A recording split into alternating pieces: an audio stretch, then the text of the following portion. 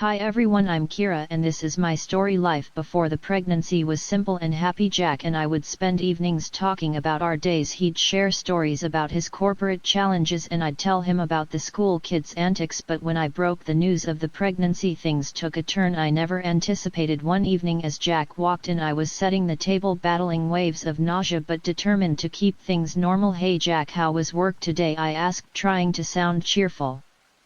He barely looked up from his phone. Same old Kira, deadlines and demands. What's for dinner? I felt a pain of disappointment at his disinterest but brushed it aside. I made your favorite spaghetti, but I need to tell you something important. Jack finally looked up, his brow raised. What's up? You look pale. Don't tell me you're sick. We can't afford a doctor's bill right now. The concern in his voice was overshadowed by the hint of irritation. I hesitated but knew I couldn't keep it in any longer. It's not that, Jack, I'm pregnant. For a moment there was silence. The air felt heavy. Jack's face, usually so full of confidence, went blank. Pregnant? Are you sure, Kira? His voice was a mix of surprise and something else I couldn't quite place. Yes, the tests confirmed it. We're going to have a baby, Jack. I tried to sound excited, hoping my enthusiasm would be contagious. Jack didn't respond. He just stared at the floor, lost in thought. The silence stretched between us and I felt a cold dread settling in my stomach.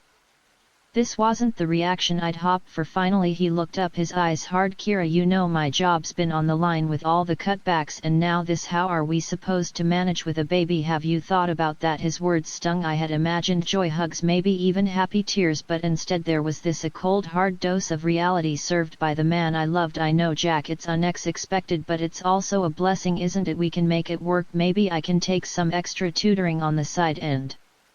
Jack cut me off, his voice rising. Extra tutoring? Kira, you're not thinking straight. A baby is not just about extra expenses for a few months, it's a lifelong commitment. And with your job, how are you going to manage? I recoiled at his tone. This wasn't a discussion, it was a confrontation. My attempt to keep peace shattered like glass under the weight of his words. Jack, please, let's just talk about this calmly. We can make a plan, figure out the finances. But he was already grabbing his coat, his face a mask of frustration and anger. I need some air. We'll talk about this later, Kira, or better yet, you figure it out. You're the one who's so happy about this blessing. And with that he was gone, the door slamming shut behind him. I stood alone in our small kitchen, the untouched spaghetti cooling on the table, a symbol of our suddenly uncertain future. Weeks had passed since I broke the news to Jack and each day felt like walking on thin ice. I was doing my best, trying to keep up with my teaching job, despite the nausea that hit me without warning. But the day came when my body couldn't keep up and I had to face the inevitable. I was sitting at the kitchen table, the unpaid leave form from the school in front of me, my hands trembling as I waited for Jack to come home. The clock ticked loudly in the quiet room, each second stretching into eternity. The door finally opened and Jack walked in, his face buried in his phone. He barely glanced at me as he took off his coat. Jack, we need to talk, I said, my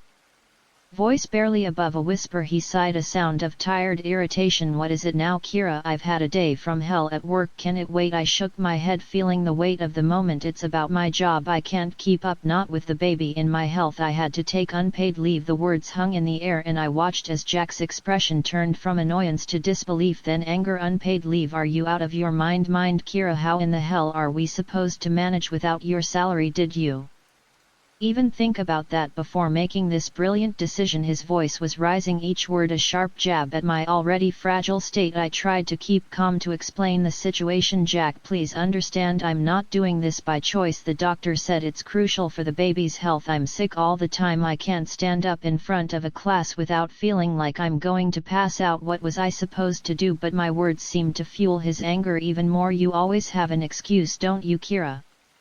It's always something with you. First you bring this surprise pregnancy on me and now this. What's next? Are you going to tell me you can't even take care of the baby once it's here? His words stung like venom and I felt tears pricking my eyes. This wasn't the Jack I knew, the man I had married. Jack, please, you're not being fair. I'm doing the best I can. It's not like I'm sitting around enjoying this. Do you think I like being sick, feeling weak all the time? This is hard for me too. You know, there was a Moment of silence as Jack paced the room, his hands clenched into fists, his breathing heavy. You know what, Kira, I'm done dealing with this day in day out. You figure out how to manage your situation, but don't expect me to stand around and watch our lives go down the drain because you can't handle it. I've got my own problems to deal with. The days following our confrontation felt like moving through a thick fog. Jack's presence in the house became like a shadow, barely speaking, his face a mask of cold indifference. I missed the sound of his laughter, the warmth of his touch, but all that seemed like a distant memory now, buried under the weight of our current reality. I was sprawled on the couch, a hand on my belly, trying to find some comfort in the little life growing inside me when Jack walked in from work. His steps were heavy, the slamming of the door louder than usual. Jack, you're home early, I said, attempting to break the ice that had formed between us. He grunted in response, tossing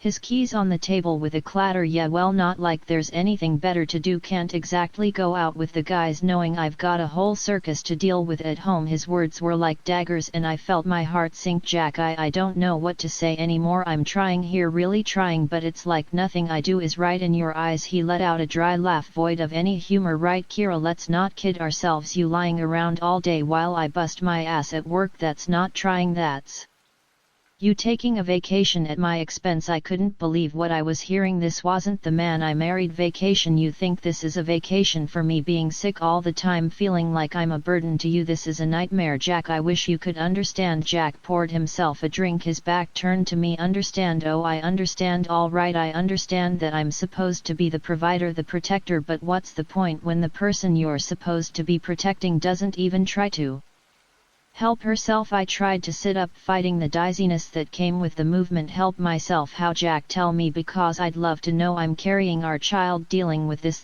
sickness every day. What more do you want from me? He downed his drink in one go, the glass hitting the table with a thud. I want a partner, Kira, someone who stands by me, not someone who adds to the load. But you wouldn't understand that, would you? It's always about you and your problems. Tears blurred my vision, the words choking in my throat. Jack, I'm your wife, your partner, but it feels like I'm nothing to you now. I'm scared, Jack, scared of what's happening to us, scared of facing this alone. For a moment there was silence, the kind that screams louder than words. Then Jack stood up, his figure looming over me. Scared? You're not the only one, Kira, but unlike you, I don't have the luxury of breaking down. I've got to keep it together for both of us, because if I don't, who will? The day we had the appointment with Dr. Harris felt like walking into a storm. I knew how important it was for Jack to understand what I was going through, but his reluctance hung in the air, heavy and foreboding. As we sat in Dr. Harris's office, the doctor's gaze was kind but serious. I've asked you both here because it's crucial to understand the reality of Kira's condition. Nausea during pregnancy can be debilitating, and it's not uncommon for it to last throughout the pregnancy. Jack shifted uncomfortably in his chair, a skeptical smile on his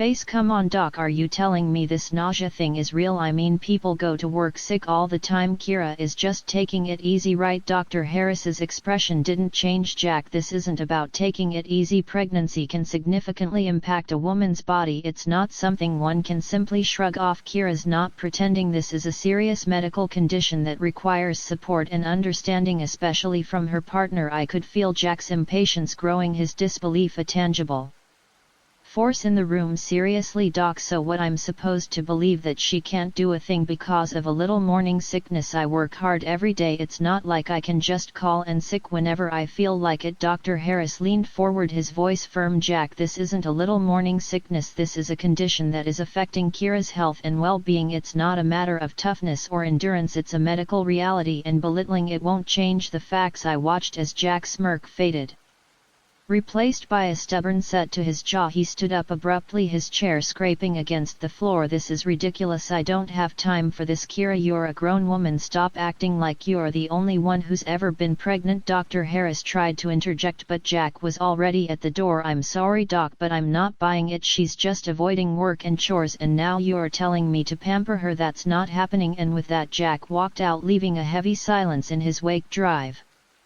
Harris looked at me, his eyes filled with concern. Kira, I'm sorry, but please know you're not alone in this. We'll find a way to manage your symptoms and get you the support you need. I nodded, the lump in my throat making it hard to speak. The doctor's office, once a place of reassurance, now felt like the eye of the storm, with the hardest part still to come. The day of the corporate party loomed over us like a dark cloud. I felt a knot in my stomach knowing that being around so many people with their perfumes and the food would be a challenge with my condition, but Jack was insistent. Kira, you have to pull yourself together for this. It's important for my job, for our future, Jack said as he adjusted his tie in front of the mirror. I was sitting on the bed feeling weak and anxious. Jack, I really don't think I can handle it. The nausea, the smells, it's too much. Can't you go alone this time? Jack turned to me, his expression hard and unyielding. No Kira, I won't go alone. You need to get over this nonsense and come with me. Everyone's bringing their spouses. What will they think if I show up without you? I tried to reason with him, my voice shaky. It's not nonsense, Jack. You know how bad it's been. I can't control when it hits. What if I get sick at the party? I don't want to embarrass you in front of your colleagues. He let out a harsh laugh devoid of any real amusement. Embarrass me, Kira? You're already doing that by not going. You think people don't talk? They see you barely leave the house.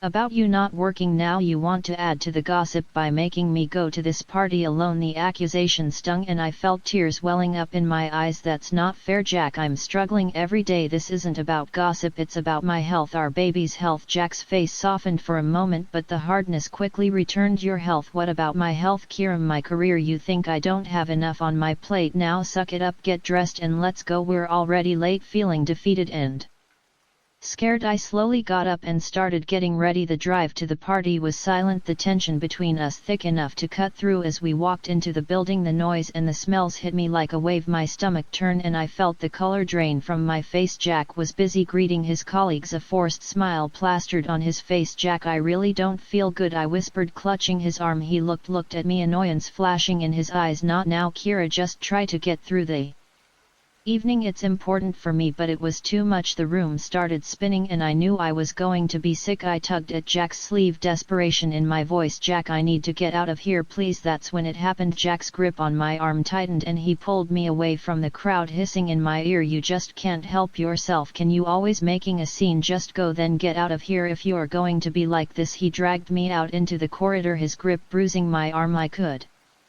barely stand, the nausea overwhelming me. Jack, please, I can't. But he was relentless. With a rough shove he pushed me towards the exit. Walk home, Kira, and don't you dare come back until you've learned not to embarrass me like this. Leaning against the cool wall of the hallway, I struggled to catch my breath, the taste of humiliation and nausea bitter in my mouth. The bright lights of the party seemed a whir away, and in that moment I felt utterly alone. But then the sound of approaching footsteps broke through my daze. Ma'am, are you all right? The voice was deep, tinged with genuine concern. I looked up to see an elderly man standing before me, his eyes searching my face for an answer. I tried to muster a response, my words tangled with sobs. I'm not okay. My husband, he just doesn't understand. The man's expression turned stern, yet his voice remained gentle. What's your husband's name, if you don't mind me asking? Between shaky breaths I managed to utter Jack Harrison. A flicker of recognition crossed the man's face, but he quickly masked it with a nod. I see. And why, may I ask? Did he leave you out here all alone? The concern in his voice was a balm to my afraid nerves. I found myself confiding in this stranger, telling him about the pregnancy, the nausea, and how Jack had dismissed my struggles and pushed me away. The man listened intently, his jaw tightening with every word I spoke. That's no way for a man to treat his wife, especially in your condition. Jack ought to be ashamed. What kind of partner turns his back on his family when they need him most? His words, spoken with such conviction, stirred something within me, a flicker of hope, a sense of validation I hadn't felt in a long time. I don't know what to do anymore. I feel so lost, I admitted, the weight of my situation pressing down on me. The man placed gentle hand on my shoulder, his gaze steady and reassuring. You're not alone, not anymore. Come, let's find you a place to sit down and get some water. You need to take care of yourself, for your sake and your baby's. As we walked to a quieter area, I couldn't help but feel a surge of gratitude for this kind stranger's kindness. We found a secluded table and he brought over a glass of water, urging me to take small sips. The man then took a seat across from me, his demeanor shifting from compassionate to resolute. I'm going to have a word with Jack. It's high time someone set him straight. No one should treat their partner the way he's treated you tonight. Before I could protest, the man was on his feet, his figure exuding an authority that made me realize he was someone of significance, but more than that, he was someone who saw my pain and chose to stand by me when I felt most vulnerable. It wasn't long before the cowl was shattered by a commotion coming from the main hall. Curiosity got the better of me and I edged closer to see what was happening there. In the center of the room stood the elderly man, now commanding the attention of everyone. Beside him was Jack, looking like he wished the ground would swallow him whole. I could barely hear over the murmur of the crowd, but the stern voice of the older man cut through the noise. Ladies and gentlemen, I stand before you not just as the director of this company, but as someone who believes in the core values we all hold dear. It has come to my attention that one of our own has grossly failed to uphold these values in his personal life. The room fell silent, every eye locked on the scene unfolding. Jack's face had turned an ashen color, his usual confidence nowhere to be seen. The director continued, his gaze unwavering. Jack Harrison, you have not only let down this company but also the very family you vowed to protect and respect. Mocking your pregnant wife, leaving her in distress, is behavior that I cannot and will not tolerate under any circumstances. I could feel the eyes in the room shifting between Jack and the director, whispers and murmurs filling the space with a mixture of shock and disbelief. Jack finally found his voice, though it was nothing more than a weak stammer. Sir, you don't understand, Kira. She's just overreacting. She's making it all up. It's not like it sounds. The director's eyes narrowed, his disappointment clear. Overreacting, Jack? You were seen manhandling your wife, dismissing her health concerns and leaving her alone and unwell. Is that the kind of man you are? Is that the example you set? Jack seemed to shrink with every word, his usual bravado fading into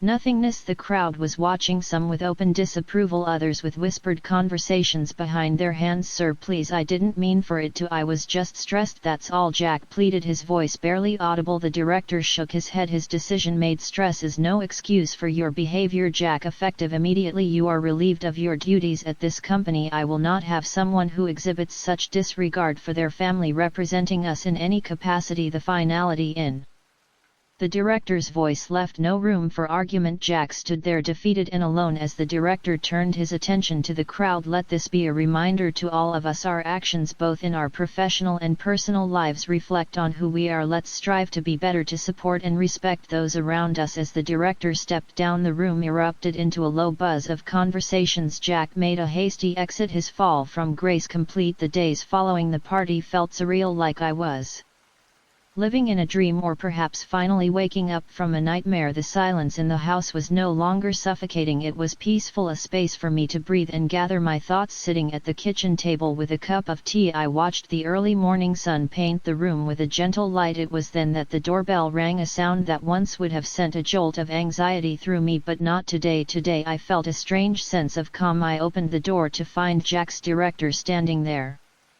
his face somber yet kind. Kira, may I come in? I nodded, stepping aside to let him in. Of course, please. As we sat at the table, the director folded his hands, his gaze meeting mine. I wanted to check on you after everything that happened, and to talk about what comes next. I took a deep breath, the weight of his words settling in my heart. Thank you, it's been a lot to process, but I feel like it's time to move forward, to make some changes. The director nodded, a look of understanding in his eyes.